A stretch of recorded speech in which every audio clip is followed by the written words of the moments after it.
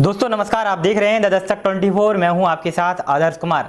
आज बात होगी इस एपिसोड में पाखंड, अंधविश्वास और ठगों की। दोस्तों आप सभी जानते हैं कि कथावाचक बागेश्वर धाम को लेकर पूरे देश में चर्चा का माहौल गर्म है। धीरेन्द्र शास्त्री पर जादू टोना करने और अंधविश्वास फैलाने का आरोप लगा है। वहीं धीरेन्द्र शास्त्री ने अपने ऊपर लगे आरोपों पर सफाई दे दी है, लेकिन देश में नकली और फर्जी बाबाओं की भी कमी नहीं है। काफ़ी लोग जादू टोनों पर यकीन रखते हैं। कई जगहों पर औरतों को डायन बताकर उनके साथ अत्याचार किया जाता है। सवाल उठता है कि क्या नकली और तथाकथित बाबाओं के खिलाफ कहां शिकायत की जा सकती है?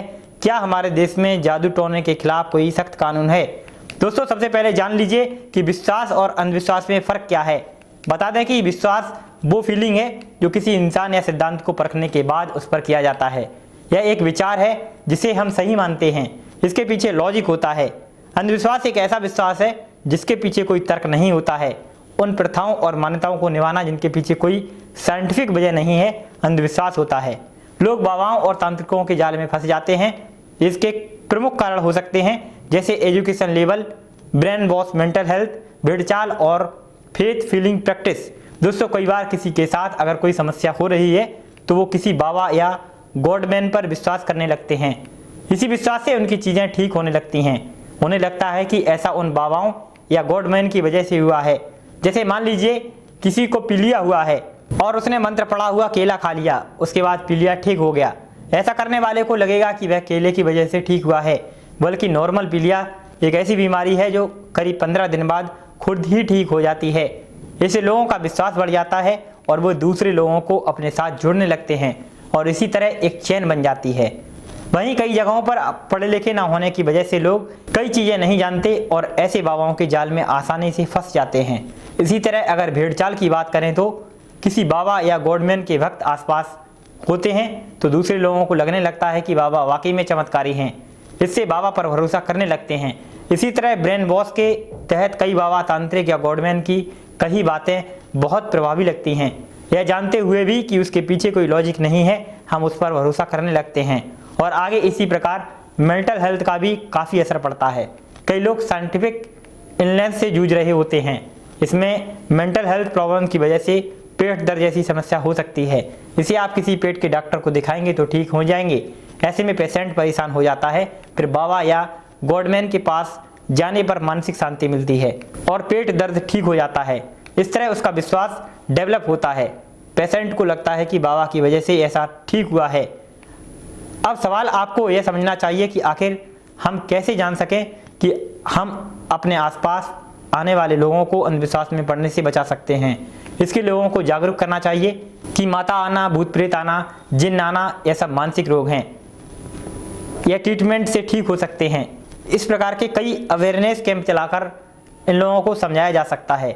बाबा, तांत्रिक और गॉडमैन बहुत सी ऐसी बातें बोलते हैं और चीज़ें करते हैं जिनके पीछे कोई लॉजिक नहीं होता। कई ऐसी ट्रिक्स को चमत्कार बताते हैं जिनके पीछे साइंस है। यह सब हम एजुकेशन के जरिए जान सकते हैं। वहीं कहीं ज़्यादातर लोग बाबा के पास मानसिक शांति के लिए जाते हैं और ठगे जाते हैं। ऐसे में हमें ऐसे दूसरे उपायों पर काम करना चाहिए जिससे लोगों को मानसिक शांति मिल सके। अब आप इन तथ्यों से समझ सकते हैं कि आप अंधविश्वासी हैं या नहीं। जैसे कि आप पैर में या गले में काला धागा या ताबीज पहनते हैं और मानते हैं कि इससे आप बुरी नज़र से बच सकते हैं। बिल्ली के रास्ता काटने पर आप रास्ता बदल देते हैं या रुक जाते हैं। बाहर जाते हुए कोई छींक दे तो आप कुछ देर रुक जाते हैं। जाते हुए कोई पीछे से टोक दे तो आप चिढ़ जाते हैं। इसी प्रकार कोई खाली कैंची चला दे तो आप मानते हैं कि उसका झगड़ा होगा। आप मानते हैं कि मंगलवार को नाखून नहीं काटने चाहिए या बाल नहीं कटवाने चाहिए। जूते चप्पल उल्टे दिखने पर तुरंत उन्हें सीधा करने लगते हैं क्योंकि आपको लगता है कि इससे घर में झगड़ा होता है। कोई कुत्ता रोए तो आप मानते हैं कि इससे अशुभ घटना घट सकती है। कौआ अगर घर की छत पर आकर बोले तो मानते हैं कि कोई मेहमान आने वाला है। इसी प्रकार दरवाजे पर यह सोचकर नींबू मिर्ची लटकाते हैं कि इससे घर में कोई बुरा नहीं होगा। अगर आप ऐसी मानसिकता से ग्रसित हैं तो आप समझ सकते हैं कि आप अंधविश्वास को बढ़ावा दे रहे हैं। अगला सवाल है कि क्या इस तरह के मामले से निपटने के लिए हमारे देश में कोई कानून है? दोस्तों फिलहाल देश में इन मामलों से निपटने के लिए कोई कानून अलग से नहीं है। इसके अलावा इनके लिए आईपीसी की 3 धाराओं का सहारा ले सकते हैं। जैसे धारा 420, कोई धोखाधड़ी करता है तो उस पर धारा 420 के तहत एक्शन लिया जाता है। इसमें दोषी पर जुर्माने के साथ 7 साल की सजा हो सकती है। इसी प्रकार धारा 508 जो व्यक्ति दूसरों को यह दिखाए कि उसके पास कोई चमत्कारी या दैवीय शक्तियां हैं और इस बल पर दूसरे लोगों को वह ठीक कर सकता है या उनसे कोई काम करवाए, ऐसे लोगों को 1 साल की सजा के साथ जुर्माना भी देना पड़ सकता है। इसी प्रकार धारा 511 जो कि क्राइम के कानून का उल्लंघन है, इसके लिए सेक्शन 511 में सजा सुनाई जा सकती है। इसमें क्राइम के नेचर के अनुसार उम्र कैद तक सजा हो सकती है। बता दें कि वैसे अंधविश्वासी विरोधी बिल लागू करने वाला महाराष्ट्र देश का पहला राज्य है। अब जानिए कुछ ऐसी ट्रिक्स जिनके पीछे साइंस होती है, लेकिन ढोंगी बाबा आप लोगों को अपने जाल में फंसा लेते हैं और वे अपने आप को चमत्कारी बताते हैं। दोस्तों अक्सर आपने देखा होगा कि कई तांत्रिक पानी में आग लगा देते हैं, लेकिन आम जनता को इसे चमत्कार मानना पड़ता है। दोस्तों ऐसे तांत्रिकों को लोग देवता कहने लगते हैं। पानी में आग लगाने के लिए बाबा और तांत्रिक उसमें सोडियम के टुकड़े डालते हैं। सोडियम के टुकड़ों को पानी में डालने से सोडियम हाइड्रोक्साइड बनता है, इससे उसमें विस्फोट हो जाता है। इसी प्रकार दोस्तों नींबू से खून निकलना, तांत्रिक और बाबा नींबू में पहले ही फॉरिक क्लोराइड इंजेक्ट कर देते हैं, जिसके बाद उसे जिस चाकू से काटा जाता है उस पर अमोनियम थायोसाइनाइड लगाया जाता है। इस चाकू से नींबू को काटने पर एक केमिकल रिएक्शन होता है जिससे फॉरिक सल्फोसाइनाइड बनता है जो खून की तरह लाल रंग का होता है। इसी प्रकार आपने देखा होगा कि पीलिया झड़ना, ऐसा कारनामा अक्सर समाज में देखने को मिलता है। इसमें कई तांत्रिक और बाबा पीलिया या जॉन्डिस झाड़ने का दावा करते हैं। दोस्तों इसके पीछे साइंस है। पेशेंट के हाथों को सबसे पहले आम की छाल के पानी से धोया जाता है। इसके बाद इन हाथों को पानी के बर्तन में डालते हैं। इसमें चूना मिला होता है। आम की छाल में पॉलीफेनॉलजेंथोस होता है। यह जब चूने से मिलता है तो पीला रंग बनता है और आप समझते हैं कि बाबा ने पीलिया झाड़ दिया। दोस्तों इसी प्रकार अगला पाखंड है फोटो से भभूत गिराना। इसके लिए दोस्तों कई तांत्रिक और बाबा फोटो से भभूत गिराने का चमत्कार करते हैं। इसमें वो एल्यूमिनियम फ्रेम वाली फोटो को भक्तों के सामने रखते हैं। इस फ्रेम पर मर्क्यूरी क्लोराइड को पानी से गीला कर लगाते हैं।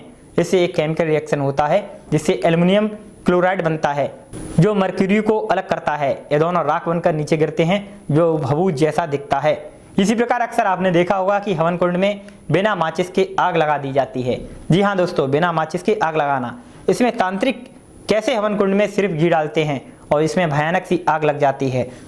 दोस्तों ऐसे ये लोग हवन कुंड में पहले से ही पोटेशियम परमैंगनेट रखते हैं। लोगों को जो यह घी डालकर दिखावा डालते हैं, असल में वो ग्लिसरीन होती है। पोटेशियम परमैंगनेट और ग्लिसरीन जब साथ आकर रिएक्शन करते हैं तो एनर्जी बनती है जिससे कुंड के अंदर रखी लकड़ियों में आग लग जाती है। तो दोस्तों ये तो थे बाबाओं के कारनामे जिनसे आपको बेवकूफ़ बनाया जाता है और आप बन भी जाते हैं। इसलिए दिमाग की बत्ती जलाइए और हकीकत को समझिए। आपकी समझदारी ही अगला भविष्य बचाएगी। उम्मीद करते हैं यह रिपोर्ट आपको पसंद आई होगी। इसे शेयर आप अवश्य करेंगे। अंधविश्वास से बचिए और विज्ञान को जानिए। बने रहे हमारे साथ। नमस्कार।